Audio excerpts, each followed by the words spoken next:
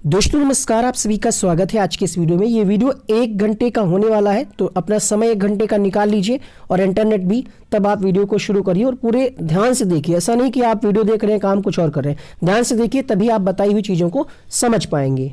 CTET की तैयारी कर रहे हो या फिर एमपीटेट की या फिर किसी भी ऐसी परीक्षा की जिसमें संस्कृत शिक्षण से प्रश्न आते हैं, हमारे चैनल पे संस्कृत को डिटेल से कराया गया है।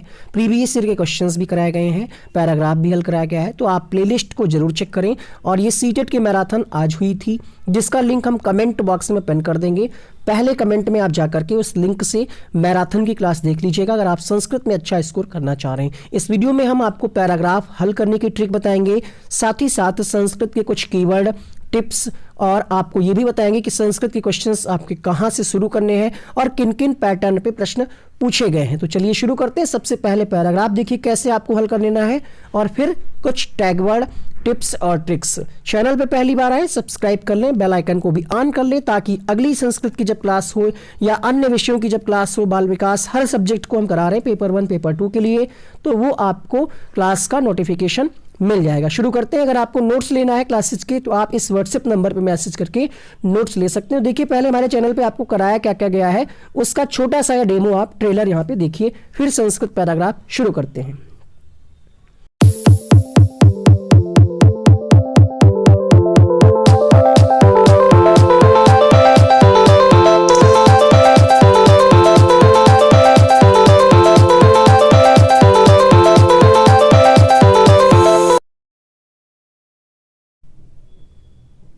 पैराग्राफ को हल करने के लिए आपको उसका अर्थ निकालना जरूरी नहीं है। सबसे पहले देखना है कि क्वेश्चन पूछ क्या रहा है। अगर आप अर्थ निकालने लगेंगे तो बहुत ज्यादा समय आपका खराब होगा, और परीक्षा हाल में समय बचाना आपके लिए बहुत ज्यादा जरूरी होता है। देखते हैं पहला प्रश्न कह रहा है यहाँ पे कि प्रवेश पूर्वम इति पदस्य कृते किम पदम अनुच्छेदे अस्मिन् प्रयुक्तः, यानी प्रवेश कुर्वन् जो शब्द लिखा हुआ है इति पदस्य, ये जो पद है इससे संबंधित कौन सा यहाँ पे जो दिए गए ऑप्शन है, कौन सा वो शब्द है जो अनुच्छेद में प्रयोग किया गया है। तो अनुच्छेद को जब आप देखेंगे तो यहाँ पे एक शब्द आपको लिखा हुआ मिल जाएगा प्राविशन, और जो शब्द ऑप्शन में दिए हैं वो प्रयोग नहीं किए गए हैं, प्राविशन प्रयोग किया गया। वैसे भी आप समझ पा रहे होंगे इसका समानार्थी शब्द है प्रवेश कुर्वन् का, तो यहाँ पे दूसरा विकल्प सही होगा। आगे बढ़ते हैं दूसरे प्रश्न के लिए। सुप्त इति पदे कः प्रत्ययः प्रयुक्तः, यहाँ पे ग्रामर से प्रश्न पूछा गया है प्रत्यय। अब अगर ये हिंदी में होता तो आप बहुत जल्दी से कर लेते प्रत्यय उपसर्ग, बट यहाँ पे संस्कृत का उपसर्ग प्रत्यय थोड़ा सा कठिन पड़ जाता है। फिलहाल इस प्रश्न का जो आंसर होगा प्रश्न संख्या 2, आंसर जाएगा यहाँ पे ता प्रत्यय के साथ। और अगर आपको प्रत्यय पे डिटेल वीडियो चाहिए तो इस वीडियो के नीचे कमेंट करके बताइएगा। जितना ज्यादा कमेंट और लाइक होगा जल्द से जल्द हम प्रत्यय का वीडियो अपलोड करेंगे। सुप्त जो है यहाँ पे प्रत्यय होगा ता प्रत्यय। इसकी पहचान क्या है, इसकी पहचान क्या है हम आपको शॉर्ट में बता देते हैं।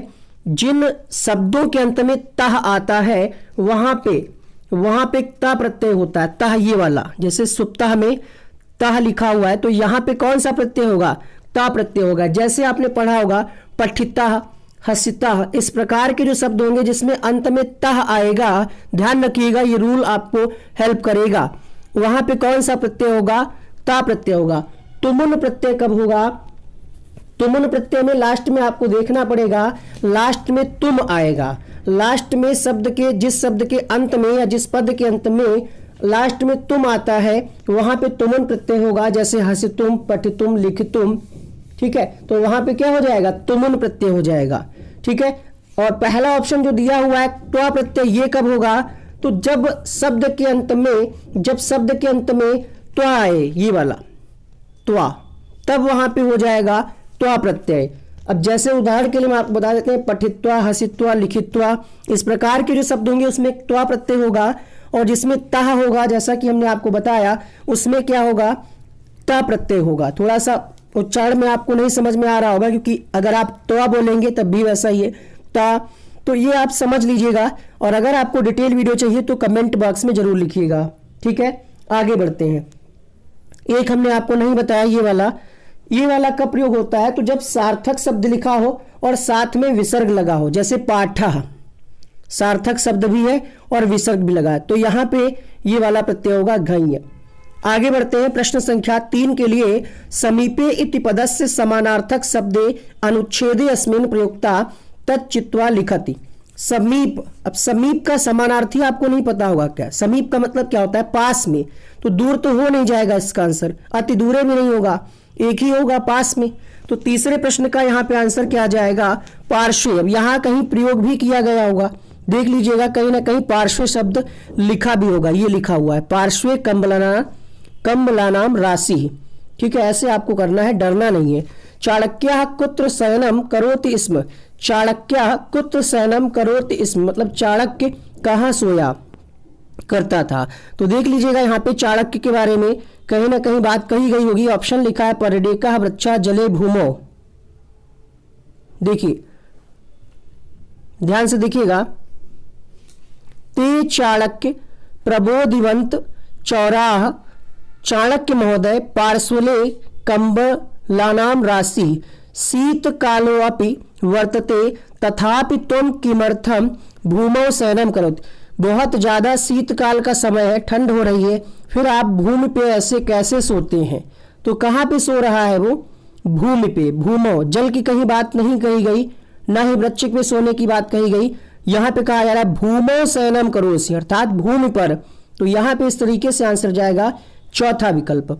अगला प्रश्न देखिएगा, दरिद्रभ्य इत्यस्मि पदे का विभक्ति अनुच्छेद मादत्त लिखत। अब दरिद्रभ्य की यहाँ पे विभक्ति पूछ रहा है। जैसे आपके राम के रूप चलते हैं उसी तरीके से यहाँ पे दरिद्र के भी रूप चलेंगे। आइए दिखाते हैं कैसे रूप चलते हैं।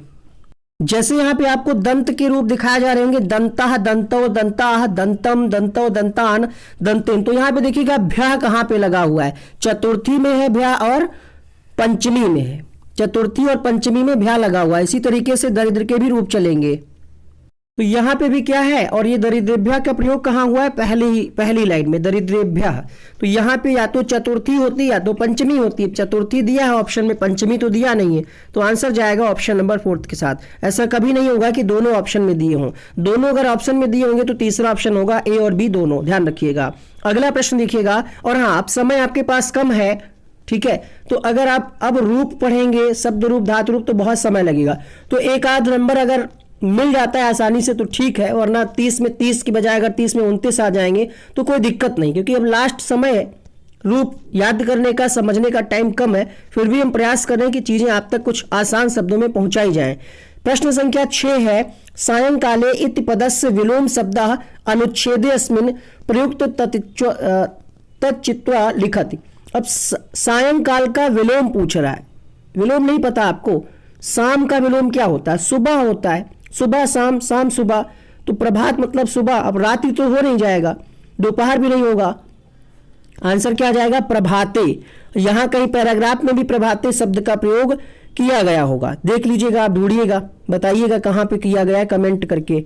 ठीक है, इतना तो आप कर ही लेंगे ना। अगला प्रश्न देखिए, अगला प्रश्न देखिए, कहा जा रहा है, यहां पे लिखा हुआ प्रभाते, ठीक है। चाणक्याय कंबलाह केन दत्ता, मतलब चाणक्य को कंबल किसने दिया? प्रश्न संख्या 7, चाणक्याय कंबलाह केन दत्ता, चाणक्याय कंबला केन दत्ता। तो यहां पे देखिएगा इस वाली लाइन में, ये आपको देखना पड़ेगा, पूरा अर्थ मत निकालिए। अब ये तो ढूंढ लीजिए आप, कैसे ढूंढेंगे? कंबल देने की बात कहां पे कही जा रही है? चाणक्याः उक्तवान कंबल दरिद्रेभ्यः दानाय नृपेण दत्ता, मतलब नृप ने दिया, मतलब राजा ने दिया। नृपेण मतलब, तो यहाँ पे आंसर क्या जाएगा? ऑप्शन नंबर 2 के साथ। कुछ तो आपको आसान लगेगा। जैसे आपने पहला क्वेश्चन किया, नहीं कुछ समझ में आ रहा है, समीपे का मतलब तो आपको पता है कि पास होता है। चाणक्य कहाँ से होता है? तो शयनम करोति वाली लाइन ढूंढिए, इसमें कहाँ लिखा है शयनम करोति? यहाँ पे लिखा है, कहीं और लिखा है, तो मैच करिए, बस यही करना है आपको। ठीक है, समझ में आया?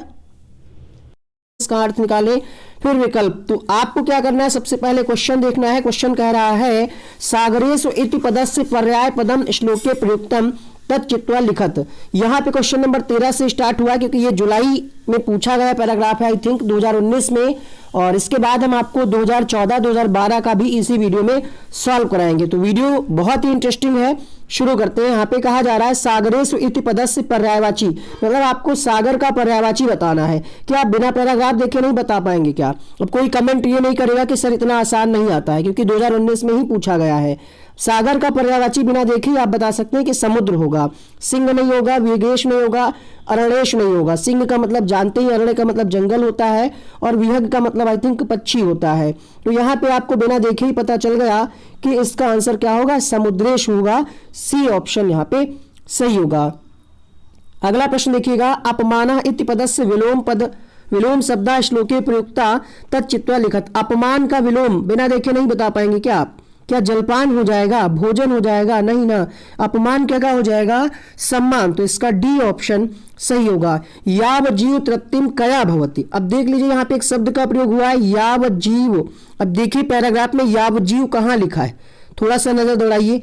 याव जीव कहाँ लिखा है, तो दूसरी लाइन में लिखा है याव जीवम च विद्या। अब इससे संबंधित कौन कौन से शब्द यहाँ पे लिखे गए हैं इस वाली लाइन में, और कौन कौन शब्द आपके यहाँ पे ऑप्शन में दिए हुए हैं। पेप्सी पानेन अन्नेन विद्या इच्छुर्षेन, तो आपको साफ साफ दिख रहा होगा अन्नेन क्षणिका तृप्तिम यावजीवम च विद्या, अर्थात इसका आंसर जाएगा अन्नेन ऑप्शन नंबर सी। कितना आसान लग रहा होगा आपको, ऐसे ही पैराग्राफ आएगा, घबराइए नहीं, बस पेपर देखिएगा और चुटकियों में आप कर पाएंगे। ठीक है, आगे बढ़ते हैं अगले सवाल की तरफ। अगर इसका हम आपको अर्थ बताएं तो याव जीवन तृप्ति विद्या भवत, जिसका वर्णन पद्यांश में दिया गया है कि अन्नदातात परम दानम विद्या दान मतः परम, पहली लाइन में लिखा हुआ है। ठीक है, आगे बढ़ते हैं हम। कीदृशम धनम कार्यकालम लाभप्रदम न भवति। देखिए अब यहाँ पे बात किसकी कही जा रही है, कीदृशम धनम कार्यकालम लाभप्रदम न भवति। अब देखिएगा यहाँ पे धन की बात कही जा रही है और लाभप्रद नहीं होता है, कुछ ऐसे आपसे कहना चाह रहा है कि किसके पास गया हुआ धन लाभप्रद नहीं होता है। पर हस्तगतम, निज हस्तगतम, मातु हस्तगतम, पितु हस्तगतम, मतलब दूसरे के हाथ में, अपने हाथ में, माता के हाथ में या फिर पिता के हाथ में। देखिएगा यहाँ पे क्या कहा जा रहा है। क्वेश्चन नंबर 16 बहुत आसान भाई, अपने हाथ में अगर धन है तो लाभप्रद होगा, माता के हाथ में होगा वो भी होगा, पिता के हाथ में वो भी होगा। दूसरे के हाथ में अगर धन जाता है तो वो लाभप्रद नहीं होता है। आंसर क्या होगा यहाँ पे, ऑप्शन नंबर फर्स्ट, पर हस्तगतम। अब आप इसको अगर पैराग्राफ में ढूंढ रहे हैं तो यहाँ पे लिखा हुआ है, ठीक है, पुस्तकस्थातु या विद्या पर हस्तगतम धनम। यहाँ पे आंसर क्या जाएगा, ऑप्शन नंबर ए के साथ। अगला सवाल देखिएगा, मानः केसाम धनम भवति, महताम, छद्राणाम, पशूनाम, पक्षिणाम। प्रश्न संख्या 17, 17वां प्रश्न आपके सामने। मानः केसाम धनः भवति। देखिए पैराग्राफ पे नजर डालिए, आपको मौका दे रहे हैं। यहां पे देखिए, उत्तमः मानमिच्छन्ति मानो ही महता धनम, अर्थात मानः महताम धनम भवति। आंसर क्या होगा यहाँ पे, पहला विकल्प होगा मानः महताम धवति। यहाँ पे भी लिखा हुआ है, देखिएगा एक और लाइन यहीं पे आपको मिल जाएगी, मानो ही महता धनम। ये लाइन लिखी हुई है ना, अधमा धन मिच्छन्ति धन मानव च मध्यमा उत्तमा मान मिच्छन्ति मानो ही महता धनम। पूछ क्या रहा है, मानाम केम धनम भवति, मानः केम धनम भवति। तो साफ साफ लिखा, मानः का यहाँ पे क्या हो गया, मानव ही महता धनम, अर्थात मानव ही महता धनम भवति। आंसर होगा पहला ऑप्शन। तो आप प्रत्यांत चित्वा लिखति, तो प्रत्यय से एक प्रश्न आता है, लगभग हर पैराग्राफ में पूछा गया है। इस पर हम बहुत ही जल्द आपको डिटेल वीडियो देने वाले हैं, वेट करिएगा। चैनल को सब्सक्राइब कर लीजिए, बेल आइकन को ऑन कर लीजिए। यहाँ पे त्वा प्रत्यय पूछ रहा है आपसे, तो यहाँ पे आंसर जाएगा प्रश्न संख्या 18 के लिए दृष्ट्वा। ठीक है, दृष्ट्वा, खत्वा, पीत्वा। तो यहाँ पे आंसर क्या जाएगा, ऑप्शन नंबर सी के साथ। आगे बढ़ते हैं। 2019 में पूछा गया पैराग्राफ आपने 5 मिनट में हल कर लिया है। कमेंट करके बताइएगा कितने सवाल आपके सही हुए। और यहाँ पे हम शुरू करते हैं 2014 का पैराग्राफ। गुणाम गुणगेश गुणा भवन्ति ते निर्गुणम प्राप्य भवन्ति दोषा सुस्वादु तोया प्रभवन्ति नद्या समुद्र मासाद्य भवन्ति पेया चलिए, इसका आपको पढ़ना, अर्थ नहीं निकालना है, आपको इसमें भी क्वेश्चंस पे जाना है। दोसाम भवन्ति के, निर्गुणा, निर्गुणज्ञा, गुणज्ञा या फिर गुणाः, बताइए क्या होगा। दोसाम के, दोसाम भवन्ति के, अर्थात यहाँ पे पहली लाइन में क्या कहा जा रहा है, पहली लाइन में कहा जा रहा है गुणाम गुणज्ञेषु गुणा भवन्ति ते निर्गुणम प्राप्य भवन्ति दोषाः। कहने का मतलब ये है गुण गुणवान व्यक्ति को प्राप्त कर गुणी बन जाता है, परंतु निर्गुणी को अगर वही प्राप्त हो तो वो दोष बन जाता है। तो यहाँ पे क्वेश्चन नंबर 1 का जो आंसर जाएगा वो होगा निर्गुणा। दोषा भवन्ति के, दोषा भवन्ति, भवन्ति दोषा के, निर्गुणम, इसी लाइन में आंसर है। देखिए आपको मैच करना है शब्दों को, यहाँ पे दोषा है, यहाँ पे दोषा है, इसके पहले क्या है, निर्गुणम प्राप्ति, अर्थात निर्गुणा हो जाएगा यहाँ पे आंसर, गुणा का होने का कोई सवाल ही नहीं उठता, तो आंसर पहला ऑप्शन जाएगा। अगला है मूर्खेभ्यम रत्नम अस्ति, मूर्खेभ्यः रत्नम अस्ति, मूर्खेभ्यः, अब मूर्ख लिखा हुआ है तो हो सकता है डायरेक्ट पैराग्राफ में मूर्ख ना मिले, मूर्ख का कोई पर्यायवाची मिले, तो जब आप पूरा पैराग्राफ ध्यान से वीडियो रोक करके देखेंगे तो यहाँ पे आपको मिल जाएगा मूढ़े पाषाण खंडेषु रत्न संज्ञा विद्यते, अर्थात इसका मतलब क्या हुआ कि मूर्ख लोग पत्थर के टुकड़े को रत्न की संज्ञा से शोभित करते हैं। तो यहाँ पे क्या हो जाएगा, पत्थर की बात कही जा रही, पाषाण खंडेश, पाषाण, मूढ़े की बात क्या है, पाषाण खंडेश, तो यहाँ पे आंसर जाएगा पाषाणः रत्नम अस्ति। व्यवहारे यदा कदा अपि न भवेत, व्यवहारे यदा कदा अपि न भवेत, ठीक है, व्यवहार शब्द देखिए और न भवेत मतलब कब नहीं होता है, तो यहाँ पे एक शब्द लिखा हुआ व्यवहारे, ठीक है, यहाँ पे तो औदार्य देख करके आप औदार्य मत लगा दीजिएगा क्योंकि क्वेश्चन को यहाँ पे नकारात्मक बनाया गया, ना भवेत, और यहाँ पे लिखा है ना कदाचन, ना कदाचन के पहले क्या है, कौटिल्यम न कदाचन, आंसर क्या जाएगा, कौटिल्यम न भवेत या कौटिल्यम न कदाचन। अगर यही सार्थक प्रश्न होता तो आप औदार्यम लगा देते क्योंकि औदार्यम सत्यता तथा लिखा हुआ है, सर्वदा व्यवहारे, इसका अर्थ भी हम आपको भी बताएंगे। फिलहाल इसका आंसर क्या जाएगा, न भवेत, कौटिल्यम न भवेत या कौटिल्यम न कदाचन। क्वेश्चन नंबर 4 देखिएगा, मधुरम जलम अपि अपेयम भवत यदा, मतलब मधुर जल पीने योग्य नहीं रह जाता, अपेयम मतलब जो पेय योग्य ना हो, कब, ऐसा कब प्राप्त होता है, निर्गुणम समुद्रम औदार्यम गुणज्ञम। तो यहाँ पे लिखा हुआ, हमने आपको शुरुआत में ही बताया था कि नदियां जो है वो सुंदर जल देती हैं, स्वच्छ जल देती हैं, लेकिन जब ये समुद्र में मिल जाता है, समुद्र मासाद्य भवंत पेयः, जब ये समुद्र में मिल जाता है तो ये पीने योग्य नहीं रह जाता, अर्थात इसका आंसर जाएगा ऑप्शन नंबर बी के साथ। श्लोके विधीयते इति क्रिया प्रयोग अस्ति, श्लोके में एक शब्द प्रयोग किया गया है विधीयते, पूछा जा रहा है आपसे कि विधीयते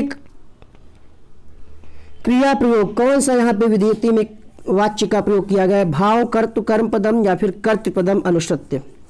क्वेश्चन नंबर 5 आपके सामने, तो यहाँ पे आंसर जाएगा कर्तृ पदम, क्योंकि कहा क्या जा रहा है, मूढ़े पाषाण खंडेषु रत्न संज्ञा विधीयते, अर्थात मूर्ख लोग पत्थर के टुकड़े को रत्न की संज्ञा से सुशोभित करते हैं, विधीयते मतलब शोभित करते हैं, तो ये क्या है, भाव निकल रहा है यहाँ पे, इसलिए बी ऑप्शन सही होगा। अगला है सारल्यम इति पदे किम पद प्रयुक्त, मतलब सारल्य का यहाँ पे कौन सा शब्द प्रयोग किया गया है, सारल्य का मतलब क्या होता है, सरल, अब सरल से संबंधित कौन सा यहाँ पे शब्द होगा, मृदु होगा, सत्य होगा, नदीम होगा या रिजुता होगा, तो यहाँ पे आंसर होगा रिजुता। रिजु का मतलब होता है सरल, रिजु का आपने हिंदी में भी विलोम पढ़ा होगा, रिजु का वक्र होता है ना, रिजु मतलब सीधी रेखा ऐसे, तो यहाँ पे सारल्यम हो जाएगा, यहाँ पे लिखा हुआ भी है कि रिजुता मृदुत चापि कौटिल्यम न कदाचन, तो यहाँ पे पहला ऑप्शन सही होगा। एक और पैराग्राफ लिया है हमने, 2012 नवंबर में पूछा गया है, और ये वाला जो पैराग्राफ है 2014 सीटेट पेपर 2 यानी 6 to 8 में पूछा गया है। तो चलिए एक और पैराग्राफ यहाँ पे हम देखते हैं, प्रश्न है पुरुषस्य भूषणम किम, यानी पुरुष का भूषण आभूषण क्या होता है, कर्णभूषणम कान का भूषण, वाक अर्थात वाणी, अलंकरणम अर्थात अलंकार या फिर विलेपनम। तो पुरुष का भूषण क्या होता है, यहाँ पे एक लाइन भी लिखी गई है, क्षीयन्ते खलु भूषणानि सततम वाग भूषणम भूषणम, अर्थात कहने का मतलब ये हुआ, सततम वाग भूषणम का मतलब ये है कि वाणी रूपी भूषण हमेशा, सतत का मतलब क्या होता है, लगातार या हमेशा विद्यमान रहता है।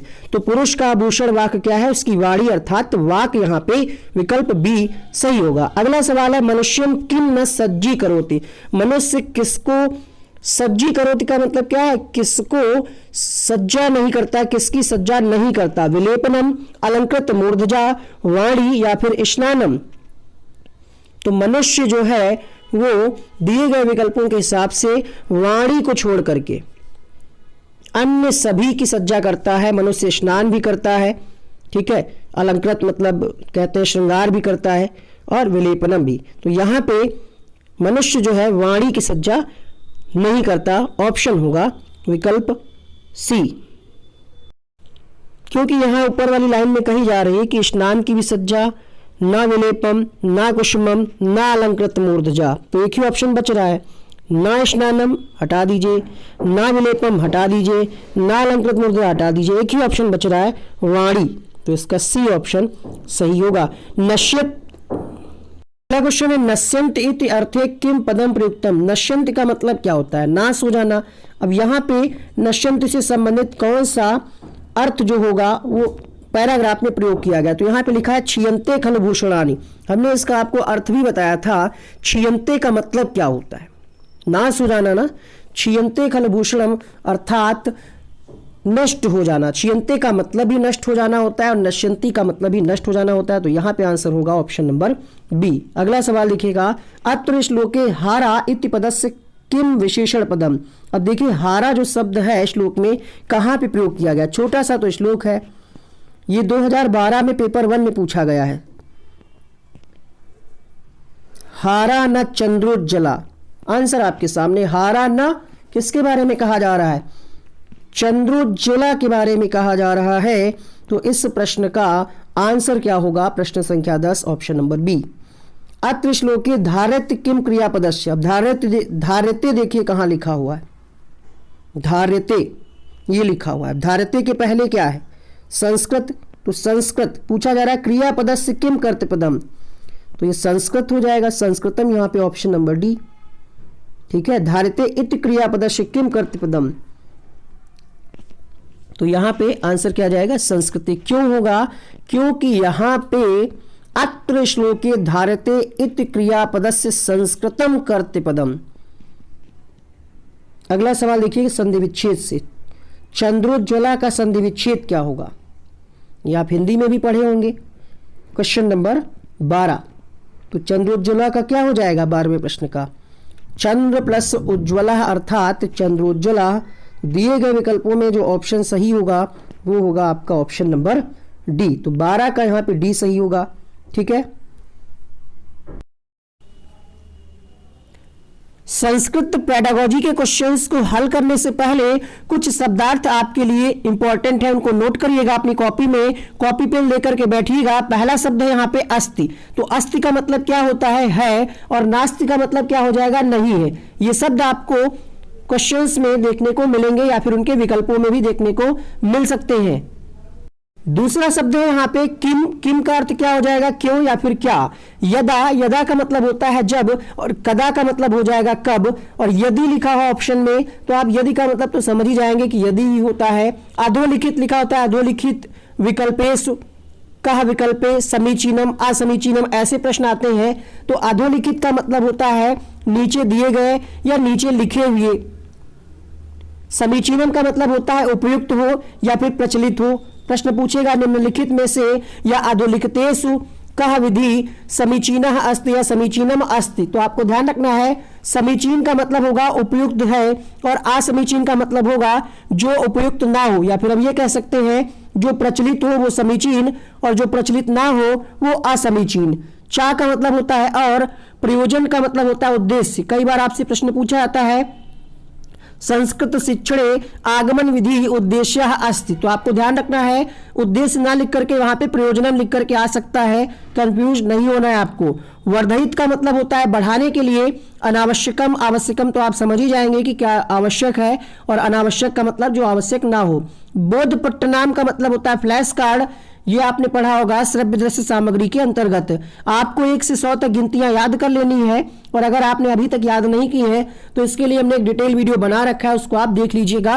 नीचे प्लेलिस्ट में आपको लिंक मिल जाएगा, क्योंकि कभी कभी आपसे डायरेक्टली नहीं पूछेगा, डायरेक्टली आपसे नहीं पूछेगा कि 18 को संस्कृत में क्या कहते हैं 19 को, बट गिनतियों का रोल है। बेसिक चीजें आपको पता होना चाहिए। जैसे हमने आपको बताया कि अधोलिखित मतलब होता है नीचे दिए गए, उसी तरीके से अधस्तनेश का मतलब होता है नीचे लिखे हुए। परिप्रेक्षा का मतलब क्या है? परिप्रेक्षा का मतलब हो गया कि प्रश्न पूछने हेतु आधारित अधिगम। कस्य का मतलब हो जाएगा किसका, और एकस्मिन का मतलब हो जाएगा एक बार, और अवसरः लिखा है तो मतलब अवसर देना। कुछ आसान सी चीजें हैं, आपको लग रही होंगी कि बहुत आसान है। श्रुत लेख का मतलब होता है सुन करके लिखना, अर्थात इमला। और अगर ऑप्शन में लिखा हो प्रतिपुष्टि, तो प्रतिपुष्टि का मतलब हो जाएगा फीडबैक। जैसे आप आकलन करते हैं, मूल्यांकन करते हैं, तो बच्चों की जो प्रगति का स्तर आप जानते हैं, उसके बारे में आप उनको फीडबैक देते हैं, तो संस्कृत में उसको क्या कहेंगे? प्रतिपुष्टि कहेंगे। अभिव्याक कक्षाया को क्या कहते हैं? समावेशी कक्षा कहते हैं। ये आपको ध्यान रखना है, ये नया शब्द होगा आपके लिए। ये भी 2 नए शब्द हैं, इनका प्रयोग किया गया है 2019 की परीक्षा में। जैसे आगमन विधि को वहां पे ऑप्शन में आपको आरोहात्मक विधि लिखा हुआ मिल सकता है, और निगमन को अवरोहात्मक विधि लिखा हुआ मिल सकता है। अंतरावैयक्तिक का मतलब क्या होता है? अगर आपने बाल विकास में हार्वर्ड गार्डनर का बहुबुद्धि का सिद्धांत पढ़ा है, तो उन्होंने 8 प्रकार की बुद्धि बताई है। उसी में एक है इंट्रापर्सनल और इंट्रापर्सनल। ठीक है, तो इंट्रापर्सन और यहाँ पे 8 प्रकार की जो बुद्धि बताई है हार्वर्ड गार्डनर ने, उसी में से यहाँ पे एक बार प्रश्न पूछा गया है। अंतरावैयक्तिक मतलब स्वयं से विचार विमर्श, जब आप अपने आप से विचार विमर्श करें, और यहाँ पे इसका जस्ट अपोजिट होता है अंतरवैयक्तिक प्रज्ञा, यानी परस्पर विचार विमर्श करना। या फिर हम ये भी कह सकते हैं कि 2 या 2 से अधिक लोग जब विचार विमर्श करें, तो वहां पे हो जाएगा अंतरवैयक्तिक प्रज्ञा। प्रज्ञा का अर्थ होता है बुद्धि से, ये भी ध्यान रखिएगा। संस्कृत में या हिंदी में भी इसका प्रयोग किया गया है। प्रज्ञा का अर्थ होता है बुद्धि से। जैसा कि हमने आपको बताया कि आपको गिनतियां पढ़नी है, इसके अलावा समुचित अगर पूछ रहा है तो समुचित का मतलब हो सकता है उपयुक्त या फिर सही क्रम। समुपयुक्त का मतलब उपयुक्त हो सकता है या उपयुक्त। कई बार प्रश्नों में ऐसे लिखा होता है कि समुपयुक्तम, तो उसका मतलब यही होगा कि उपयुक्त विकल्प कौन सा है, या उत्तर में उपयुक्त विकल्प कौन सा होगा। बाकी आप ये देख करके समझ पा रहे होंगे। उचिता का मतलब उचित, कतमा का मतलब कौन सी, सूचित का मतलब है सूचना, सूचित करना, स्वकक्षाया का मतलब है अपनी कक्षा, किम का मतलब हो जाएगा क्या, कौन। अंतरावैयक्तिक आपको समझ में ना आया हो, एक बार फिर से समझ लीजिए।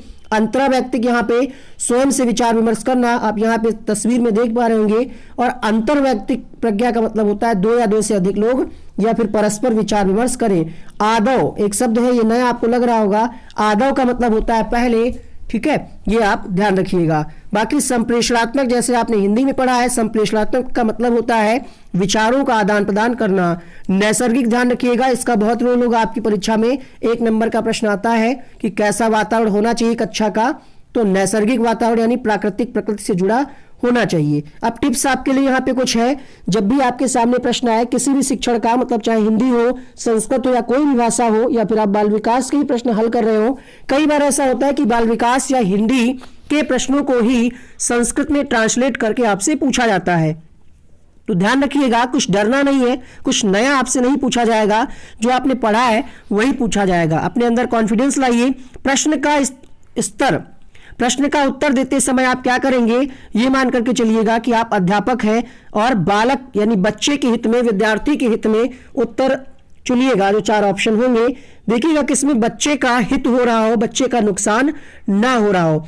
आपने पढ़ा होगा बाल विकास में क्वेश्चन पूछा जाता है कि एनसीएफ 2005 के अनुसार शिक्षक की भूमिका क्या है। तो शिक्षक क्या है? सुविधादाता, सुगम करता, फैसिलिटेटर का काम करता है।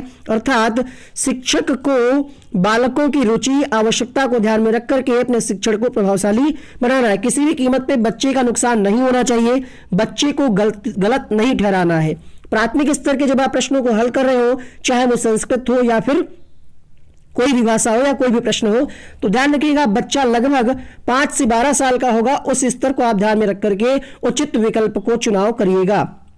कई बार आपके सामने ऐसे भी प्रश्न आएंगे जिनके चारों विकल्प आपको सही लगेंगे, फिर आपको देखना होगा कि इन चारों में कोई ऐसा विकल्प तो नहीं है जो व्यापक अर्थ दर्शा रहा हो, जिसमें चारों बातें कही जा रही हो। ठीक है, कई बार ऐसा होता है कि पहले ऑप्शन में लिख दिया विज्ञान, दूसरे में लिख दिया सामाजिक विज्ञान, तीसरे में लिख दिया पर्यावरण, चौथा एक ऑप्शन है इसमें तीनों लिखे हुए हैं। ऐसा पर्यावरण में होता है, ऐसा संस्कृत में भी हो सकता है। तो आपको ध्यान रखना है जो व्यापक वाला हो वो सही होगा, और अगर आपको कुछ भी नहीं समझ में आ रहा तो देखिएगा जो बड़ा विकल्प होगा 80% 90% तक चांसेस रहते हैं कि वही उसका उत्तर हो। ये सबसे बड़ी गलती करते हैं लोग, इससे लाखों बच्चे हर साल फेल हो जाते हैं। आपको पता है लगभग 20 लाख से ज्यादा लोग फॉर्म भरते हैं सीटेट में और पास होते हैं 4 से 5 लाख, इससे भी कम। ये गलती मत करना और एग्जामिनर जो आपके परीक्षा कक्ष में होगा उसके भरोसे मत रहिएगा। हो सकता है वो आपको सही जानकारी ना दे।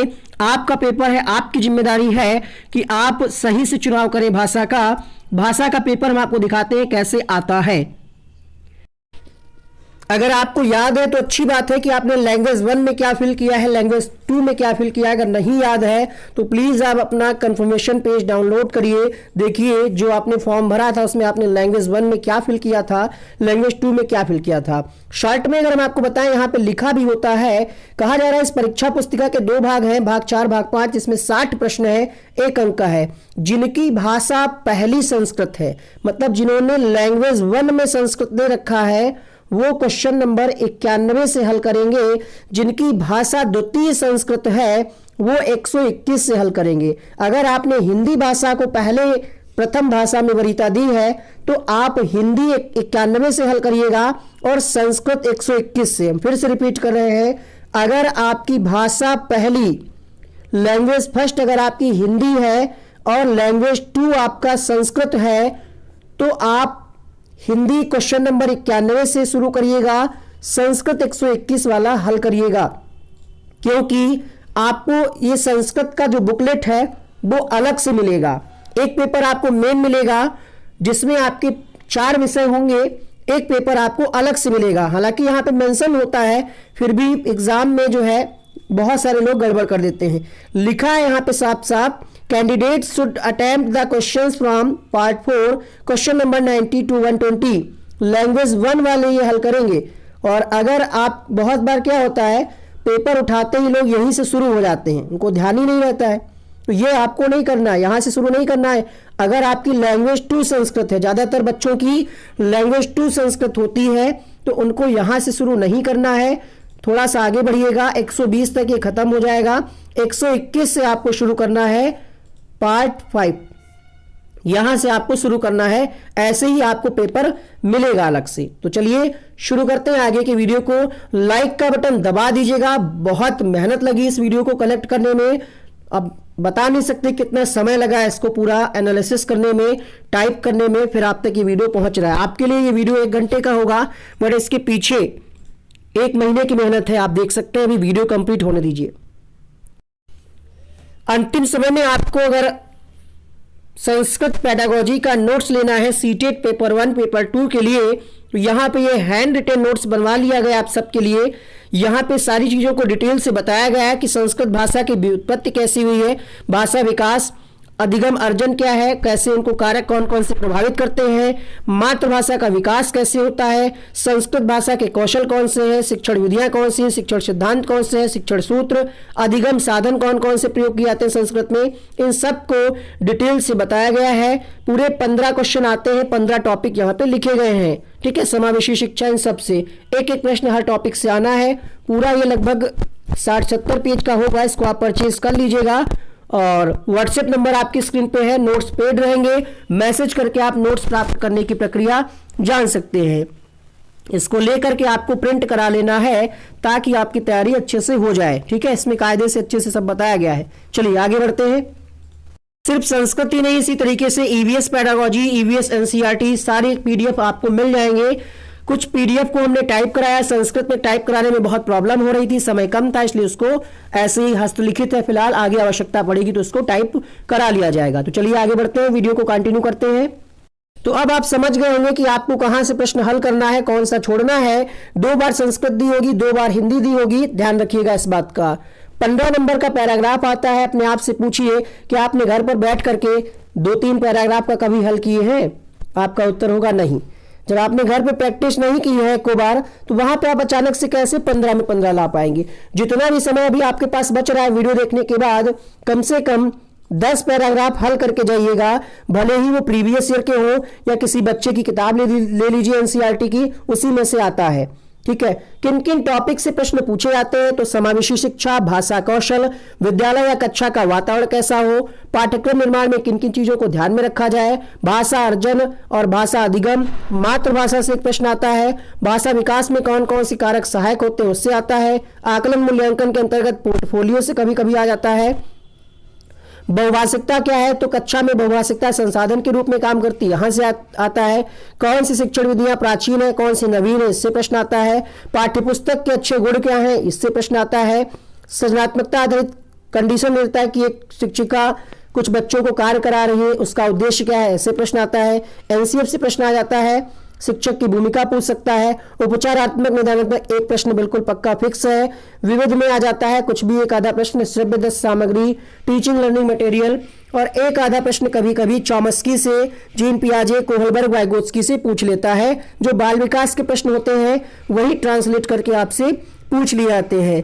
ठीक है, अब यहाँ पे हम आपको कुछ टिप्स बताएंगे कि कैसे आप सही उत्तर लगाएंगे। जब प्रश्न सकारात्मक हो तो आपको देखने को मिलेगा 100% जरूरी नहीं कि जो शब्द हम आपको बता रहे मिले ही, बट ज्यादातर प्रश्नों में आपको मिलेंगे। 15 ही तो प्रश्न आपको हल करने हैं, और अगर इसमें से आपके 7-8 भी हल हो जाते हैं इस ट्रिक से तो आपका भला हो जाएगा। ठीक है, जिनको लगता है कि संस्कृत बहुत कठिन है, तो देखिएगा यहाँ पे आपको एक शब्द मिलता है देखने को, परस्पर विचार विमर्श। मतलब बच्चे जो है आपस में डिस्कशन, विचार विमर्श के द्वारा सीखते हैं। दूसरा यहाँ पे विभिन्न कार्यक्रमें अवसर, मतलब विभिन्न कार्यक्रमों में बच्चों को अवसर दिया जाए। बच्चे कैसे सीखते हैं, तो परस्पर बातचीत करके, संवाद के माध्यम से, अंतःक्रिया के माध्यम से सीखते हैं। वर्णमाला या कुछ ऐसा पढ़ा रहे हो तो उसको व्यवस्थित ढंग से पढ़ाएं, ये बेहतर होगा। ठीक है, स्वपठानुगणम, विविध गतिविधियां, मतलब बच्चों को विविध गतिविधियों में शामिल किया जाए। बच्चों की यहाँ पे कहा जा रहा है विद्यार्थिनाम रुचिरनुगुणम, मतलब विद्यार्थियों की रुचि के अनुसार कक्षा में टीचिंग लर्निंग मटेरियल का प्रयोग किया जाए, शिक्षण विधियों का प्रयोग किया जाए। पाठ का रुचिवर्धन हो ऐसा आप कुछ करें क्लास में। स्वानुभूति प्रकटनार्थम छात्राण अवसरम ददाति, मतलब बच्चों को अपनी अनुभूति प्रकट करने के लिए अवसर दिया जाए। अब क्वेश्चन कंडीशन में कुछ भी हो सकता है, आपको ये कीवर्ड देखने हैं, कैसे ये कीवर्ड काम करेंगे अभी हम आपको क्वेश्चंस हल कराएंगे। जैसे आपसे पूछता है कि शब्दों का अर्थ बताना है, आप कैसे बताएंगे। कोई बच्चा शब्द का अर्थ नहीं समझ पा रहा है तो कैसे बताएंगे, तो उसका आप विभिन्न शब्दों में आप प्रयोग करके समझाएं। जो भी चीजें होंगी बाल केंद्रित शिक्षा के अनुसार विद्यार्थियों की आवश्यकताओं के अनुरूप होंगी। ठीक है, आगे बढ़ते हैं। बच्चों से अगर आपसे पूछा जाता है कि अभिव्यक्त करना चाहते हैं, कुछ लिखना चाहते हैं, तो सबसे अच्छा तरीका कौन सा होगा, तो अपनी अभिव्यक्ति, स्वयं अभिव्यक्ति, ये प्राथमिकता देना है आपको। ठीक है, प्रश्न आपसे पूछता है कि कथा कहानी सुनाने का उद्देश्य क्या होता है, तो संस्कृति का विकास करना, संस्कृति से जुड़े चीजों को जानना कि पहले हमारी संस्कृति में क्या क्या चीजें थी, किनको हम इग्नोर कर रहे हैं और क्या क्या हमारे लिए जरूरी है। प्रश्न आपसे पूछा जाता है कविता प्रयोजन से, मतलब प्रयोजन का मतलब हमने आपको इसीलिए बताया था, प्रयोजन का मतलब होता है उद्देश्य। तो प्रश्न यहाँ से पूछा जाता है कि कविता शिक्षण का उद्देश्य क्या है। कविता शिक्षण का उद्देश्य होता है आनंद की अनुभूति के लिए।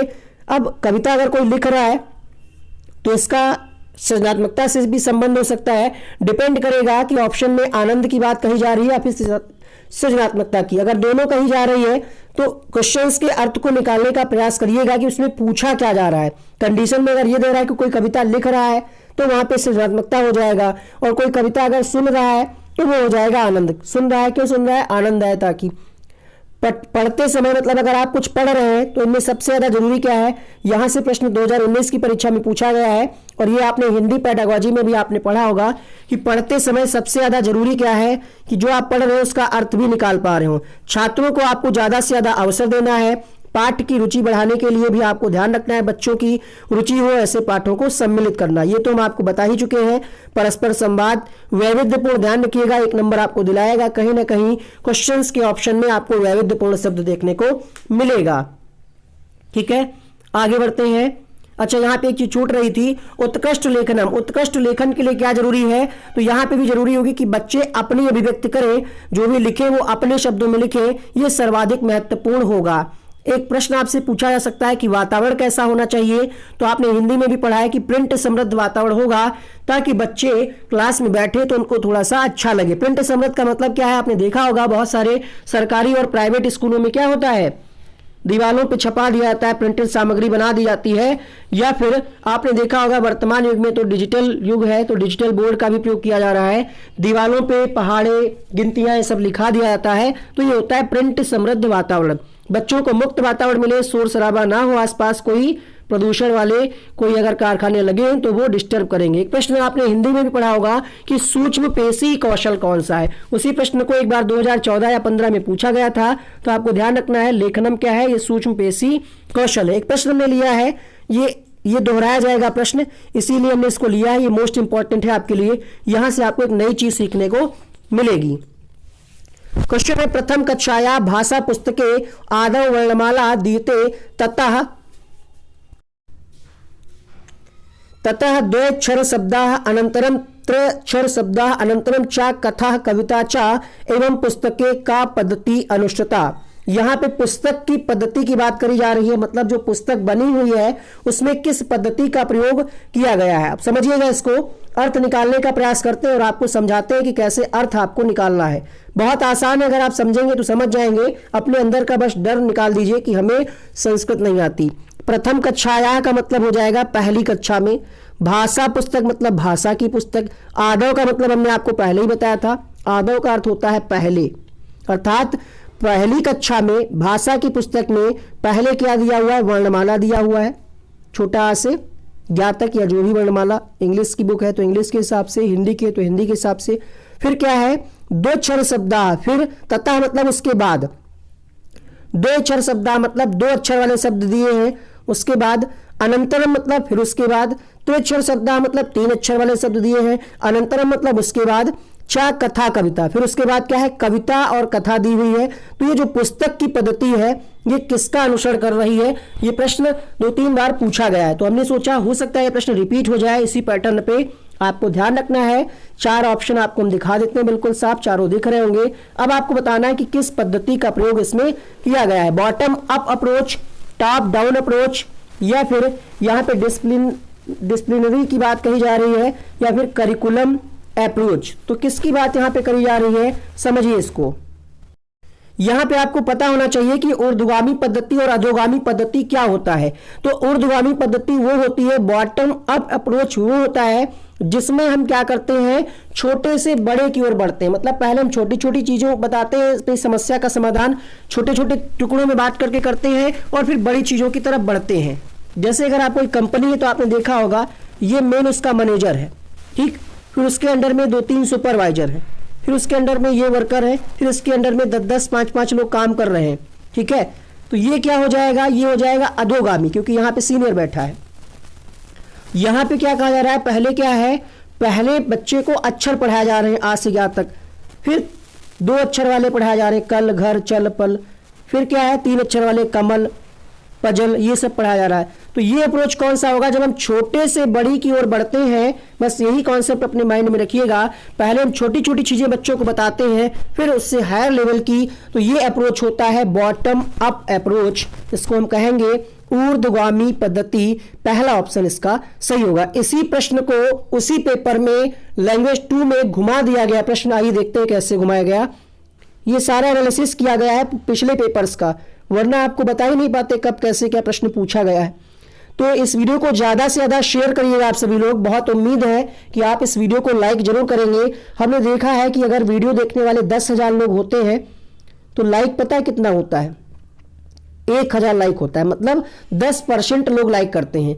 आज की ये वीडियो, इसका भी हम कुछ टारगेट रख रहे हैं।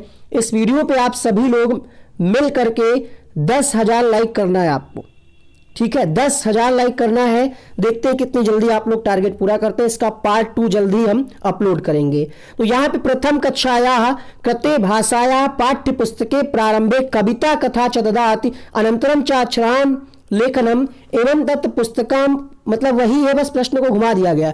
वहां पे क्या था, पहले पुस्तक में पहले अक्षर दिए थे, फिर 2 शब्द वाले, फिर 3 शब्द वाले, फिर कविता थी। यहाँ पे क्या है, प्रारंभ में ही कविता दी गई है, उसके बाद क्या लिखा, कविता कथा च दत्ता, मतलब कविता कथा दी गई है, उसके बाद अक्षर लिखे गए हैं। तो ये कौन सी प्रणाली है, तो जस्ट उसका अपोजिट हो जाएगा। यहाँ पे आपने क्या पढ़ा था, यहाँ पे आपने पढ़ा था कि पहले छोटे से बड़ी की ओर हम बढ़ रहे थे तो ये हो जाता था ऊर्ध्वगामी यानी बॉटम अप अप्रोच। अब यहाँ पे क्या हो जाएगा, अधोगामी यानी टॉप डाउन अप्रोच का यहाँ पे प्रयोग किया जा रहा है। जब टॉप, ऐसे याद रखिए, टॉप पे है हम, तो टॉप पे हम क्या पढ़ा रहे हैं, सबसे बड़ी चीज पढ़ा रहे हैं जो टॉप पे होती है। पहले कविता फिर उससे छोटी छोटी चीजों को पढ़ा दिया, तो ये हो जाता है टॉप डाउन। क्लियर हुआ आप? ठीक है, तो इसका आंसर क्या है, दूसरा विकल्प है। ये मैं आपको बता दिया, 1 नंबर पक्का है, पूछा जरूर जाएगा ये। अब यहाँ पे देखते हैं कुछ निगेटिव वर्ड्स। अगर प्रश्न सकारात्मक है और ऐसे वर्ड का प्रयोग दिया गया है, संस्कृत में भी इसमें ऐसे लिखा होगा, दंडान, है ना, भेदभाव को भी कुछ ट्रांसलेट करके लिखेंगे वो लोग, केवलम, मात्रम, एक मात्रा, सदैव, तो ये उसका उत्तर नहीं होंगे। अगर संस्कृत में क्वेश्चंस में प्रयोग किए जा रहे हैं तो इसको आपको इग्नोर करना है, मतलब उत्तर वो सही नहीं होगा। याद कराने को में जोर नहीं देना है, दोहराने पे जोर नहीं देना है, रटने पे जोर नहीं देना है, स्मरण पे जोर नहीं देना। डिपेंड करेगा क्वेश्चंस कैसे फ्रेम किया जा रहा है। बच्चे को हमें लालच नहीं देना है कि एक टॉफी दे रहे हैं हम तभी तुम स्कूल आओ, तभी संस्कृत पढ़ो, ठीक है, 5 रुपए का कोई उपहार दे रहे हैं, तो ये नहीं है। बच्चों पे हमें नियंत्रण नहीं रखना है, उपेक्षा नहीं करनी है, डांटना नहीं है। ज्योतिष आधारित कथन कि भगवान चाहेंगे तो हम पास हो जाएंगे, नहीं चाहेंगे तो हम नहीं पास होंगे, ऐसा अगर कहीं पे दिख रहा है तो वो विकल्प सही उत्तर नहीं होगा। कब नहीं होगा, जब प्रश्न सकारात्मक है, और अगर प्रश्न नकारात्मक है तो हो सकता है वही उत्तर हो। आगे क्वेश्चंस के माध्यम से आप समझ पाएंगे। अच्छा, बच्चा अगर गलती कर रहा है तो इसका मतलब क्या है, तो अधिगम का ही हिस्सा है। इसको भी आप समझ जाएंगे जब क्वेश्चंस को ट्रांसलेट करके आपके सामने होगा। बच्चे को हतोत्साहित नहीं करना है, अवहेलना नहीं करनी है, दबाव नहीं डालना है, कुछ कार्य कर रहा है रोकना नहीं है, तुलना नहीं करनी है दूसरे बच्चे से, ठीक है। उसके बैक परफॉर्मेंस से आप तुलना कर सकते हैं, समझिएगा। बच्चा हाफ ईयरली का एग्जाम दिया, उसके 70 नंबर थे, बच्चे ने फाइनल एग्जाम दिया 80 नंबर थे, यहाँ पे आप तुलना कर सकते हैं क्योंकि ये उसी का परफॉर्मेंस है। बट एक बच्चा है राम और एक है श्याम, तो इन दोनों की आपस में तुलना अगर किसी विकल्प में दिख रहा है तो वो गलत हो जाएगा, ठीक है।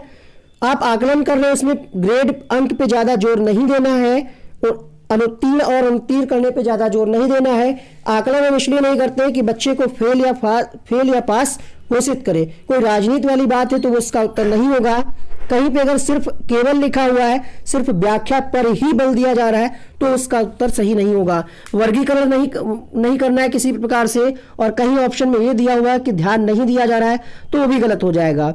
संस्कृत में तकनीकी शब्दों का प्रयोग नहीं करना है, बच्चे को हमें विद्यालय से नहीं भगाना है, शिकायत नहीं करना है, ना ही प्रिंसिपल से, ना ही उसके माता पिता से। सबसे पहले कारण जानना है और उसका उपचार करना है। बच्चा अगर कुछ एक्टिविटी करना चाह रहा है, कुछ करना चाह रहा है, तो आप उसको इग्नोर मत करिएगा, अनुमति देना पड़ेगा आपको। अगर कहीं पे लिखा हुआ अनुमति ना देना तो वो निगेटिव हो जाएगा। अब देखते हैं कुछ इंपॉर्टेंट टॉपिक जिससे प्रश्न आते ही आते हैं। एक प्रश्न पक्का इस टॉपिक से आ ही जाएगा, भाषा कौशल। तो भाषा कौशल कितने प्रकार के होते हैं? भाषा कौशल 4 प्रकार के होते हैं। कौन कौन से 4 प्रकार? आपने हिंदी में भी इनको पढ़ा होगा और संस्कृत में भी यहां से प्रश्न आते हैं। 4 कौन कौन से कौशल होते हैं? शुभोपाली आप हिंदी में पढ़ते हैं कि सुनना, बोलना, पढ़ना, लिखना। अब देख लीजिएगा यहाँ पे सुनने को क्या कहा जा रहा है? संस्कृत में श्रवणम कहा जा रहा है। बोलने को संभाषणम और वाचनम कहा जा सकता है। पढ़ने को पठनम कहा जाएगा और लिखने को लेखनम कहा जाएगा। प्रश्न आपसे पूछता है कि प्रथम कौशल कौन सा है, तो आप सिंपल से समझ जाएंगे पहले नंबर पे ये है, तो ये हो जाएगा प्रथम कौशल। प्रथम कौशल होने के साथ साथ इसको आधार कौशल भी कहते हैं, क्योंकि इन सभी कौशलों का ये आधार है। जब बच्चा सुनेगा तभी तो पढ़ेगा लिखेगा, तो आधार आपका श्रवण कौशल हो जाएगा। एक प्रश्न यहाँ पे पूछा गया है, देखते हैं, प्रीवियस ईयर में पूछा गया है, बालेन मातृभाषायाः अधिग्रहणम भवति प्रमुखतया। मतलब बच्चों के मातृभाषा अधिग्रहण में प्रमुखता क्या है, मेन क्या है? मेन का प्रमुख का मतलब क्या है? आधार। तो हम आपको ये दिखाना चाह रहे हैं कि बिल्कुल रट्टू तोता मत बनिएगा कि हमने आपको आधार बताया है तो आधार ही लिखा हुआ मिले प्रश्न में। प्रश्न में प्रमुखता भी लिखा दे सकता है, तो प्रमुखता क्या हो जाएगा? मेन क्या है, प्रमुख क्या है? भाषा अधिग्रहण में सबसे प्रमुख कौशल हो जाएगा श्रवणेन। बच्चा सुनेगा तभी आगे की चीजों को समझ पाएगा। यहां से भी प्रश्न पूछा गया है कि ग्रहणात्मक कौशल कौन कौन से हैं, अभिव्यक्तात्मक कौशल कौन कौन से हैं। स्क्रीनशॉट लीजिए या फिर तुरंत इसको कॉपी में नोट करिएगा। तो ग्रहणात्मक कौशल कौन कौन से होंगे? सुनना, पढ़ना। उत्पादक कौशल या अभिव्यक्तात्मक कौशल कौन कौन से होंगे? संभाषण और लिखना। संभाषण का मतलब क्या होगा? संभाषण अभिव्यक्त कैसे करते हैं आप, या तो बोल करके करेंगे या तो आप लिख करके करेंगे। तो ये होते हैं अभिव्यक्तात्मक कौशल, इन्हीं को उत्पाद कौशल कहते हैं। ग्रहणात्मक का मतलब होता है जैसे आप ग्रहण करें, तो कैसे ग्रहण करेंगे, किसी चीज को आपको ग्रहण करना है भाषा के संदर्भ में, तो या तो आप सुनकर के ग्रहण करेंगे भाव को, या तो पढ़ करके करेंगे। एक चीज और ध्यान रखिएगा कि जो भाषा के चारों कौशल हैं ये अंतः संबंधित होते हैं। ये क्या होते हैं, अंतः संबंधित होते हैं। कोई जरूरी नहीं है कि ये क्रम से ही सीखे जाए। कहने का मतलब है सुबोपाली क्रम आपने पढ़ा है, लेकिन ये जरूरी नहीं है कि हर बच्चा इसी क्रम से सीखे।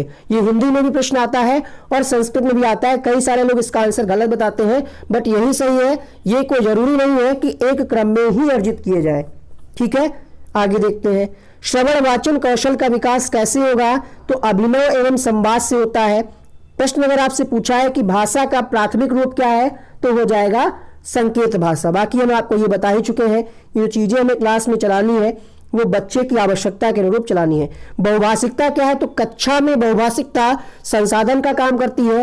एक बार एक प्रश्न पूछा गया था कि भाषा अधिगम में बहुभाषिकता क्या है, तो भाषा अधिगम में जब पूछेगा तो बाधा का काम करेगी। कैसे करेगी ये भी समझिएगा, क्योंकि बच्चा भाषा कोई सीख रहा है। मान लिया बच्चा संस्कृत भाषा सीख रहा है, संस्कृत भाषा सीख रहा, अधिगम हो रहा है उसका, और वहां पे अन्य भाषाएं हैं संस्कृत के साथ साथ, कोई बच्चा अंग्रेजी में बोल रहा है, कोई बांग्ला में बोल रहा है, कोई पंजाबी में, तो वो बाधा का काम करेगी। ओवरऑल अगर आपसे पूछे कि बहुभाषिकता क्या है, तो संसाधन, बट भाषा अधिगम के अंतर्गत वो बाधा का काम करेगी। एक बार प्रश्न पूछा गया है यहाँ पे सीटेट 2019 की परीक्षा में, शायद जुलाई में प्रश्न पूछा गया, श्रवणम पठनम चैव, यानी श्रवण और पठन, सुनना और पढ़ना, ये क्या है। तो सुन करके आप क्या करते हैं, अर्थ ग्रहण करते हैं ना, पढ़ करके क्या करते हैं, अर्थ ग्रहण करते हैं। तो ये कौन से हो जाएंगे, ग्रहणात्मक कौशल।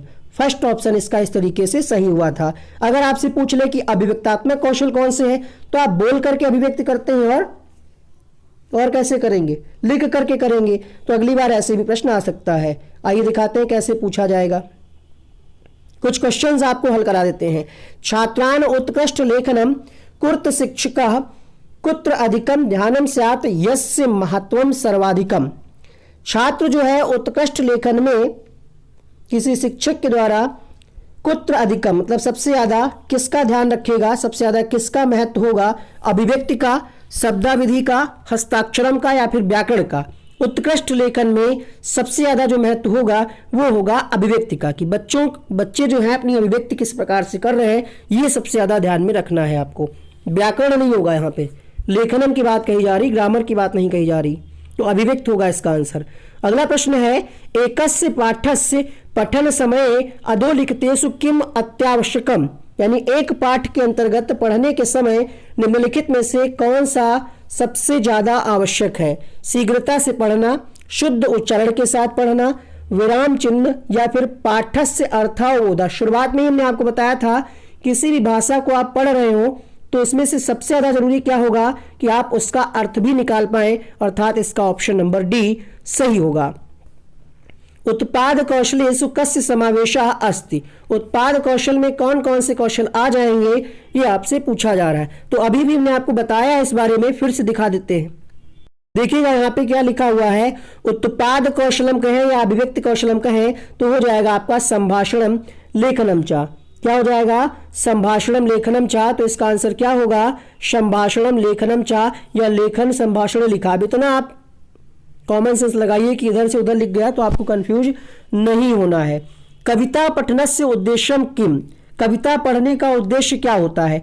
कविता रचनायाः नियम ज्ञानम प्रशंसनम आनंदम प्राप्ति, यानी प्रशंसा और आनंद की प्राप्ति हो।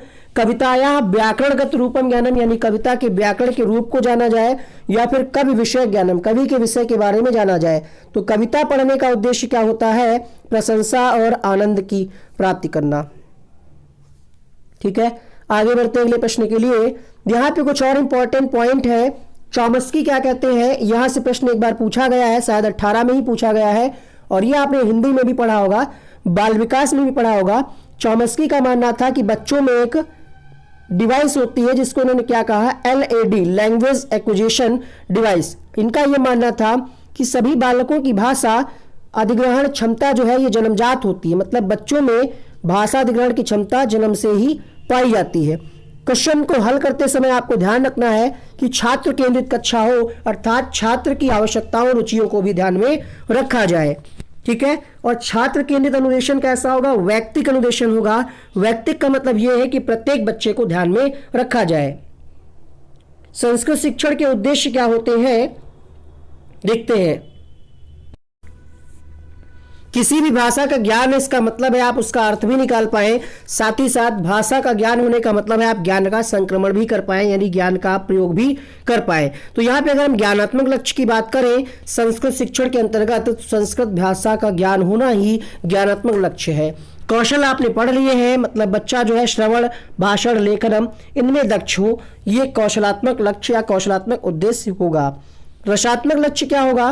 तो कविता पठन में लय ताल के साथ आनंद की प्राप्ति हो। तभी हमने आपको क्वेश्चन कराया है जिसमें बताया गया कि कविता पढ़ने का उद्देश्य क्या है? आनंद की प्राप्ति हो।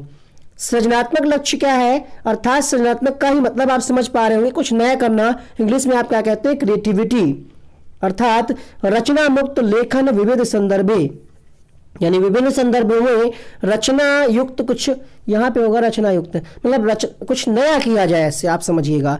विचारणाम विकसितुम अवसर प्रदान, मतलब नया करने के लिए बच्चों को अवसर प्रदान किए जाएं।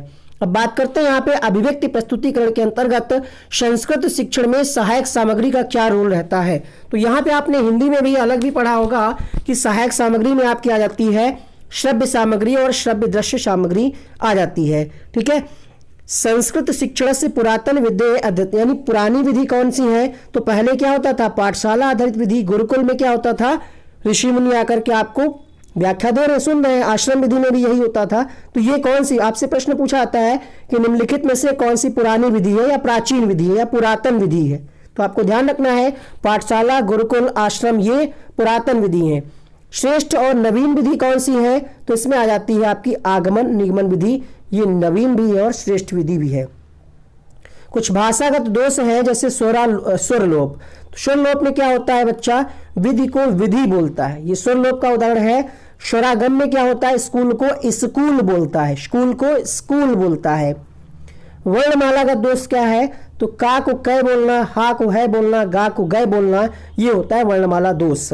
स्वर भक्ति दोष में क्या होता है? देवेंद्र को देवेंद्र बोलना, सुरेश को सुरेशा, श्री को श्री, ये होते हैं स्वर भक्ति दोष। इसको डिटेल से आप पढ़ लीजिएगा, अलग से वीडियो बना देंगे इस पे हम कई सारे एग्जाम्पल के साथ।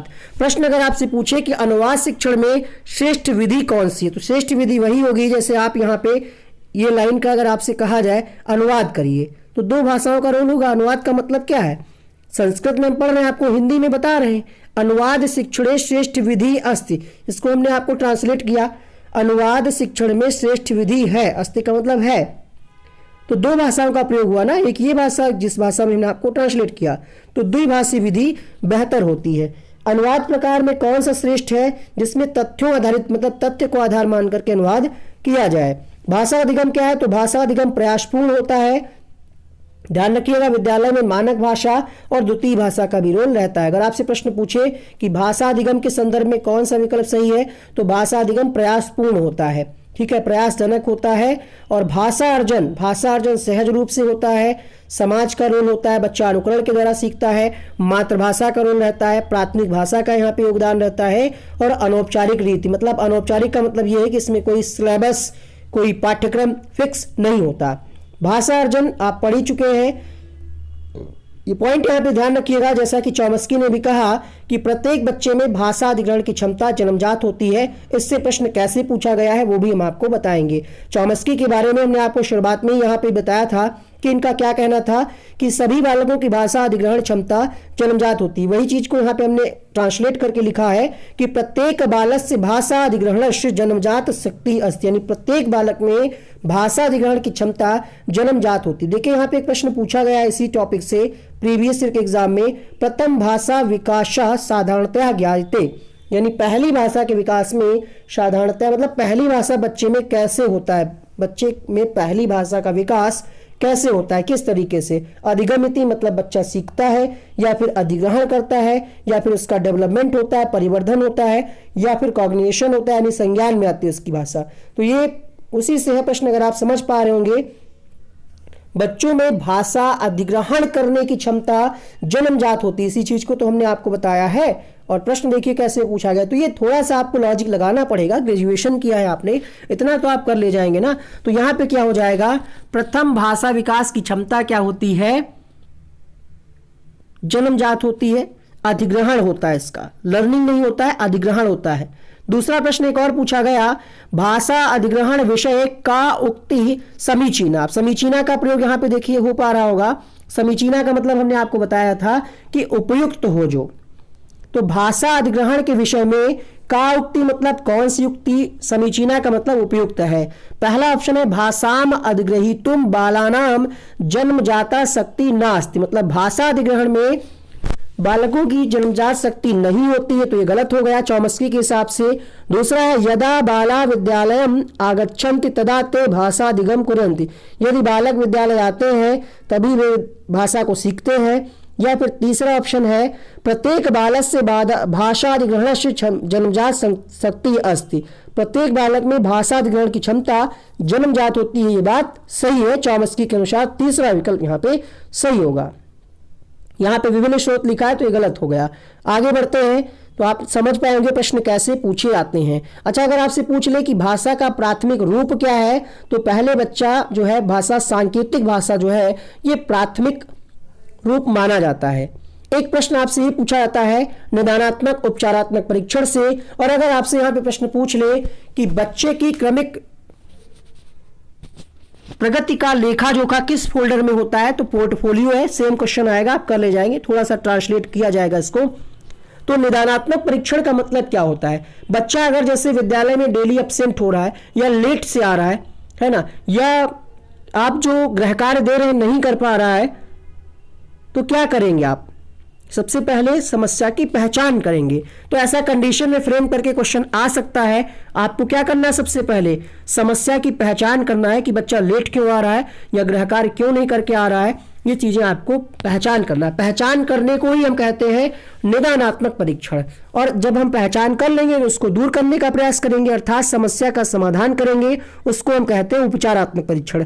जब आप कभी बीमार हुए होंगे, डॉक्टर के पास जाते होंगे, तो आपसे पूछता होगा क्या है, कब से दिक्कत है, बुखार है, क्या आपने खाया था, दवाई क्या ली थी, अर्थात पहले वो पहचान करता है। ज़्यादा अगर सीरियस मैटर होता है तो टेस्ट लिखता है, पता करता है कि बुखार कौन सा है, मलेरिया वाला है, कोरोना वाला है या फिर डेंगू वाला है। तो पहले पहचान करेगा तभी ना इलाज करेगा। तो पहचान मतलब निदानात्मक, उपचार मतलब समस्या का समाधान करना। ठीक है। बालकों में भाषा का विकास कैसे होता है, तो ये होता है अभिव्यक्ति के माध्यम से या भाषा प्रयोग के माध्यम से। जितना ज़्यादा बच्चों को अवसर मिलेगा उतना ज़्यादा बच्चे में भाषा का विकास होगा। कैसे होगा, अभिव्यक्ति के माध्यम से, भाषा प्रयोग, या जितना ज़्यादा उनको अवसर मिलेगा। भाषा अधिगम में सबसे ज़्यादा महत्व किसका है, तो चौमस्की का कथन है कि भाषा अधिगम में सबसे ज़्यादा महत्व है सामाजिक संवाद का, यानी परस्पर बातचीत का, क्योंकि इनका ये कहना था बच्चे का विकास या अधिगम बिना समाज के नहीं हो सकता। बहुभाषिकता क्या है, तो बहुभाषिकता जो है, बहुभाषिकता क्या एक महत्वपूर्ण संसाधन है और इससे क्या है बच्चे का संज्ञानात्मक विकास भी होता है। आगे बढ़ते हैं, इसी पर आधारित एक प्रश्न पूछा गया प्रीवियस ईयर में, मातृभाषा आधारित बहुभाषावाद नाम किम। फर्स्ट ऑप्शन है केवलम मातृभाषा अधिगमा। अब हमने जो आपको ट्रिक बताई है उससे आप पहचान गए होंगे कि यहाँ पे केवल लिखा है, ये ऑप्शन इसका नहीं होगा। दूसरा विकल्प है मातृभाषा माध्यमेन अधिगमा, यानी मातृभाषा के माध्यम से अधिगम हो। बात तो सही है, लेकिन पूछा क्या जा रहा है, बहुभाषावाद क्या होता है। तीसरा विकल्प है प्रथमम मातृभाषाया अधिगम तदंतरम अधिकानि भाषाणाम योगा, मतलब पहले मातृभाषा का अधिगम हो उसके बाद अधिक भाषाओं का योग हो। तीसरा ऑप्शन है अनेक भाषाणाम विदेशी भाषाणाम चा मातृभाषा रूपेण अध्ययनम, यानी अनेक भाषा के अंतर्गत विदेशी भाषा और मातृभाषा का भी अध्ययन हो। तो यहाँ पे बेहतर ऑप्शन आप क्या देखेंगे, यहाँ पे विदेशी भाषा लिखा है, तो विदेशी भाषा को मातृभाषा में शामिल नहीं करते हैं। पहले मातृभाषा उसके बाद अनेक भाषाओं का योग ही बहुभाषिकता है, अर्थात एक से अधिक भाषाओं का ज्ञान होना ही बहुभाषिकता है। एक नंबर पक्का है, इसके बारे में हम आपको 2 प्रश्न शायद करा चुके हैं, 1-2 प्रश्न और कराएंगे, इसको लिख लीजिएगा। हिंदी में भी बाल विकास में भी ये प्रश्न पूछा जाता है। तो डिस्ग्राफिया क्या होता है, लेखन संबंधी विकार होता है, याद कैसे करेंगे। ग्रेफाइट पे आप ग्रेफाइट जो होता है पेंसिल में काला पदार्थ होता है, ऐसे याद कर सकते हैं। पेंसिल से आप लिखना शुरू करते हैं या फिर ग्राफ पेपर से आप याद कर सकते हैं, दोनों तरीके हैं। इसके अलावा डिसलेक्सिया, डिसलेक्सिया का मतलब है पढ़ने संबंधी विकार, पढ़ ले या डिस ले। या लक्ष्य वाली ट्रिक आप याद कर सकते हैं कि बच्चा लक्ष्य को लुक्स पढ़ता है, मतलब पढ़ने संबंधी समस्या है। इसका एक अलग से वीडियो बना है जिसका लिंक ऊपर आई बटन में मिल जाएगा, क्लिक करके देख लीजिएगा अगर आपने नहीं देखा। उसमें हमने 25 क्वेश्चन भी कराए, थ्योरी भी कराई है। अप्रेक्सिया क्या है? तो ये होता है आपका तंत्रिका तंत्र, मतलब ये दोनों एक ही हैं। इसमें क्या होता है, बच्चे को पढ़ने लिखने तथा बोलने संबंधी समस्या होती है। डिस्कैलकुलिया आप जानते हैं कैलकुलेटर से इसका संबंध है, अर्थात गणना संबंधी समस्या होती है। डिस्पेजिया क्या होता है? डिस्पेजिया होता है गतिक कौशल संबंधी समस्या होता है ये डिस्पेजिया। अफेजिया क्या है? तो ये भाषाघात है या भाषा संबंधी समस्या या विकार कह सकते हैं इसको हम। आगे बढ़ते हैं, इससे देखते हैं कैसे प्रश्न पूछा गया है प्रीवियस ईयर में। कहा जा रहा है एका पठनगत समस्या अस्ति, तो पढ़ने से संबंधित विकार कौन सा हो जाएगा? पढ़ ले, तो ये हो जाएगा आपका डिसलेक्सिया। इंग्लिश में आपको पेपर में लिखा हुआ मिलेगा, ठीक है, क्वेश्चन नहीं लेकिन कुछ कठिन ऑप्शन होते हैं तो क्वेश्चंस के आगे इंग्लिश में लिखा हुआ मिलता है। अब डिस्ग्राफिया भी जान लीजिएगा, तो डिस्ग्राफिया क्या हो जाएगा? ये लिखने संबंधित हो जाएगा, ये आपका हो जाएगा गणितीय विकार, ठीक है। आगे बढ़ते हैं, एक और प्रश्न पूछा गया डिसलेक्सिया इति अस्ति, ये भी पूछा गया, तो 1 नंबर पक्का है आपका संस्कृत में, ये भी आएगा।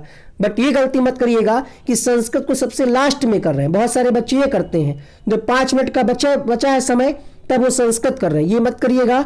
संस्कृत को आपको तीसरे नंबर पे कर लेना, पहले बाल विकास करिए, फिर हिंदी ईवीएस करिए, तब संस्कृत करिए, मैथ को लास्ट में करिए। कम से कम जो सॉलिड नंबर उनको पहले पकड़िए, ठीक है। तो डिसलेक्सिया क्या हो जाएगा यहाँ पे? डिसलेक्सिया पठन संबंधी विकार हो जाएगा इसका चौथा विकल्प, पढ़ने से संबंधी विकार, ठीक है।